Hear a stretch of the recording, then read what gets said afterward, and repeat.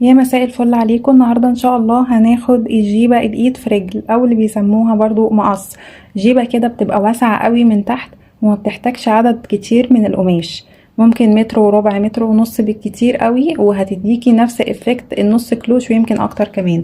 بعدين مش لازم تعملي لها باترون، ممكن تطبقي على الجيبه على طول. ايه اللي احنا محتاجينه؟ محتاجين قطعه قماش العرض 150 والطول 150. بنعمل ايه؟ بكل بساطة اول حاجة بنقسمها نصين، نقسمها نصين من الجنب مش من الطول. يبقى اول حاجة قسمناها نصين من عرض القماش كده، قسمناها نصين. انا ليه بقول بنقسمها من العرض مش من الطول مع ان هو كله 150 في 150 مش هتفرق، بس عشان لو في هنا لكرة ولا حاجة تقسميها بحيث ان الجزء ده هو اللي بيبقى فيه لكرة. خلاص قسمناها نصين، نيجي نقسمها تاني بس بشكل مائل. يعني ايه بشكل مائل؟ يعني بشكل يبقى طالع كده، بحيث نقسمها كده بحيث شايفين الجزء الصغير ده، الجزء الصغير ده كام؟ يعني قول 5 مثلا، المفروض الجزء ده يبقى 5، لا ده اقل من ال5. فنقوم ماسكين القماش مرجعينه حتة تاني ورا كده، وبعد كده نقسم تاني ونعيد نشوف المقاسات، نشوف الجزء ده كام سنتي؟ 4. طب الجزء ده كام سنتي؟ 4. تمام. الجزء الصغير ده يبقى قد، لو قلبنا القماش كده، قد الجزء الصغير ده، والجزء الكبير ده قد الجزء الكبير ده. تعالوا نتأكد. حوالي 10 وده حوالي 10. يبقى احنا كده قسمناها مظبوط. اهم حاجه عشان تطلع مظبوطه معاكي الصغير قد الصغير والكبير قد الكبير. ظبطي القماش كويس قوي، وبعد كده هتقصي منين بقى؟ من الجزء ده. شايفين من عند التانية، اول تانية مالناش دعوه بيها، من عند التانية دي.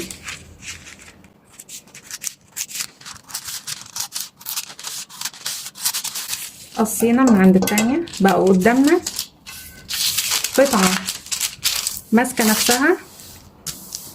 ده هيبقى الجزء الامامي من الجيبه، وقطعتين تانيين. تمام. ده هيبقى الجزء الخلفي من الجيبه. القطعتين دول هيتخيطوا من هنا، يعني الجيبه دي هيبقى فيها خياطين من جنب وخياطه تانية ورا من النص. طيب هنعمل ايه؟ نيجي بقى عند الجزء اللي في الامام اللي ماسك نفسه قطعه واحده، نقسمه بالنص كده تاني. ايه هي المقاسات المطلوبه في الجيبه الايد ورجل؟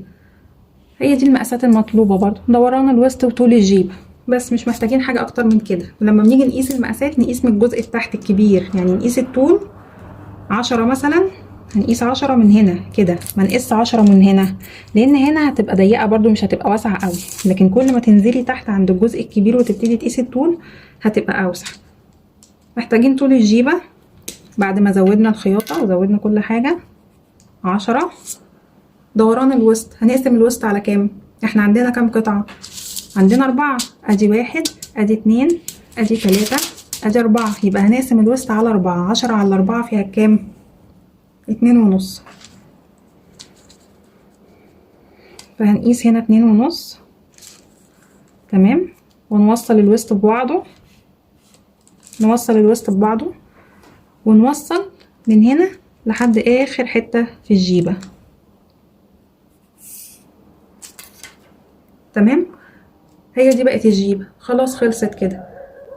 وخدي بالك برضو لو انتي عايزه تعملي الجيبه بقمر وسوسته زي الجيبه التايجر اللي انا وريتها لك، هتاخدي ربع دوران الوسط بعد ما تزودي كام سنتي للخياطه والسوسته والكلام ده. لكن لو انتي هتعمليها باستك من فوق مش بقمر بقى وسوسته، وعايزاها تبقى واسعه مش ماسكه في الجسم قوي من فوق، يبقى هتاخدي ربع دوران الارداف مش ربع دوران الوسط، لان لازم تبقى اوسع من الارداف. وتزودي كام سنتي برضو كده، 4-5 سنتي، وبعد كده تركبي القمر والاستك على حسب ما انت عايزه. اوعي تتلخبطي في الحته دي عشان ما تبص منك الجيبه.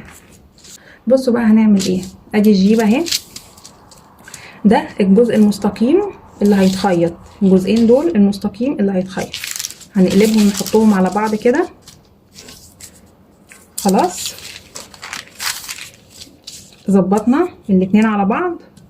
هنيجي ناخد الجيبه اللي قدام وهي متنيه نحطها، بس هنحطها من هنا، هنحطها اتنين على بعض، لا هنسيب سنتي. ليه؟ عشان بيبقى فيه خياطه. سيبي سنتي، سنتي ونص للخياطه.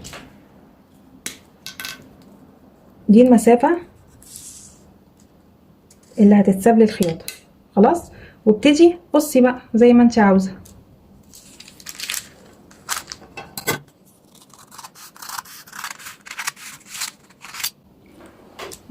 بس كده كده احنا قصينا. بقت دي الجيبه اللي قدام، الجزء اللي قدام، وده الجزء اللي ورا. طبعا ده هيتحط على ده،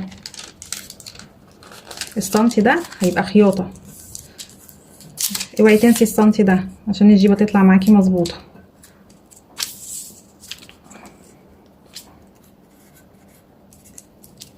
بس ده امام وده خلف، الاتنين دول مع بعض خلف. خلاص الجيبه دي بيبقى فيها 3 خياطات، 2 من جنب وواحده من ورا.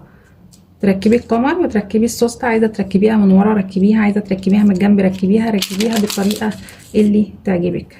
شكلها في النهايه بيبقى واسع قوي من تحت وبتدي افكت حلو قوي، احلى كمان من الجيبه النص كلوش، ومع ذلك موفره في عدد القماش جدا اكتر من الجيبه النص كلوش، لان النص كلوش ممكن تطلع معاكي قصيره مش طويله ماكس بالمتر ونص اللي احنا واخدينها دي.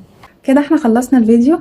لو لسه ما اشتركتيش في القناه يا ريت تشتركي وتفعلي زر الجرس عشان يوصلك كل حاجه جديده انا بعملها.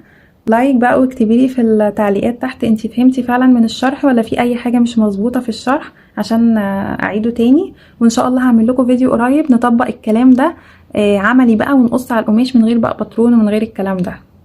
باي باي.